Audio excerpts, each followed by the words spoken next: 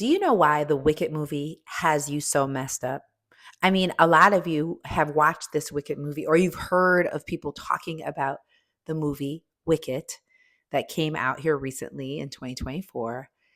And it's because the movie is not just a movie. Actually, it's a mirror. It's a reflection of your life. You see, you thought that blending in was exactly what's going to get you seen, heard, and valued. You thought that by playing by the rules, by buying into a system of authority, that you were going to be good. You were going to get to the level of success that everyone said was there for you, that there was this mystical way of following the right protocol, dressing the right way, speaking the right way, wearing your hair the right way, making certain that everything fit the check mark that you said that you wanted, and it hasn't been panning out. The movie gave you an understanding of what is really going on. And often it has to do with a few things that I really believe begs us to dive deep into. Often, what I do is I help women learn how to speak up and advocate for themselves. But what stops a lot of people is this false evidence appearing real. It's called fear. And this fear is not always at the surface. This fear is made up of something that we have been born into. It's typically coming from our childhood or something that happened to us along the way, either by someone that was supposed to be loving us along the way, or maybe something happened in your school or your community. Something caught you and it made you believe that if you stayed that way, if you followed those rules, that you would be good. And I love the Wicked movie because it talks about her childhood trauma. The Wicked movie really dives into what happened to Elphaba when her father and parents saw that she did not look like everybody else. They didn't want to have anything to do with her. And oftentimes, when we find ourselves being different, looked at differently, or, you know, standing out, we reject our own selves, likely because something happened to us in our childhood where we were rejected.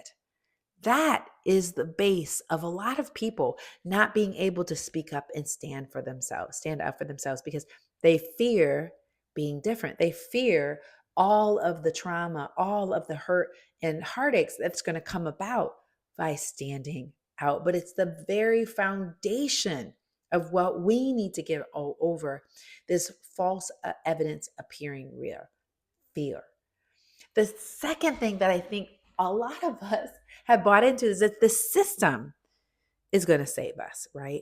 Getting the right career move, having the right job, having the right type of president, having all of these factions and forms all put together. And that is what is going to save us. And I'm here to tell you that's a false narrative. Oh, sure, there could be some things that could make our lives easier. But if we dive deep into who we are, we believe that somehow people are smarter than us. The system is going to give us everything that we need. But when reality, everything that we need is deep within us. Everything that you need. Because when you were born, you didn't need to have all these other things. You did have to have some family helping you at the time, which got you to a certain level. But then you've got to realize that a system of authority is not going to get you to where you need to be. This begs us to really spend time getting down to the root of who we are. Understanding that we are the system. There's a system inside of us that needs to be cracked. We got to crack the code on ourselves. That's another reason why the movie has you messed up because Alphaba was believing that there was this place called Oz and that Oz had all the answers and the solutions when in reality they didn't. They didn't. And neither does everything that you've built up inside of your mind to believe that a job or a spouse or something else is going to make you feel whole, make you feel worthy, and filled with joy. So, what I want to share with you is I want to give you 4 things I want you to think about, right? And this is something that I really believe will help you as you begin to understand why you are feeling some kind of way, why you may be wondering, what's next for me? Because when you leave that movie, it makes you think of everything going on in your childhood, where you're at right now. Why aren't you saying yes to the things that you want to say yes to? So, the first thing I want you to think about is, what are your fears?